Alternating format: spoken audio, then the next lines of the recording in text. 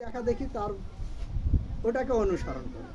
তো ঠিক বা তদ্রূপ আমরা আমাদের জীবনে যদি আমরা এই যুগ পুরুষোত্তম শ্রী ঠাকুর অনুকূল চন্দ্রকে ধরে যদি আমরা একজন আদর্শ পিতা, আদর্শ মাতা, আদর্শ সন্তান, আদর্শ মেয়ে আমরা যদি তৈরি না করতে পারলাম, চলা বলা কথার আচরণ এগুলো যদি আমাদের পরিবর্তনই না হলো, তাহলে কি হলো? আমাদের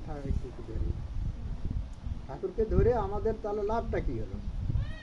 তাহলে একজন মানুষকে একজন আদর্শ ধরে সেই আদর্শে একজন মানুষ কি হয়? পরিবর্তন হয়, উন্নয়ন হয়। ঠাকুর বলছেন দীক্ষা মানে কি? দক্ষতা উন্নয়ন। আমি দীক্ষা নিলাম, দীক্ষা নিয়ে যদি আমি কর্মগুলো যদি কাজগুলো না করি, তাহলে আমার উন্নয়ন আসবে কি করে? আমার উন্নয়নটা আসবে কি করে? কখনো আসবে না। তো আমরা চাইবো আমরা নিজেরাই পরিবর্তন হব, আচারগুলো শুদ্ধভাবে হবে, আমার চলা বলাগুলো দেখে মানুষ শিখবে, এই আদর্শটা দেখিতে মানুষ শিখবে।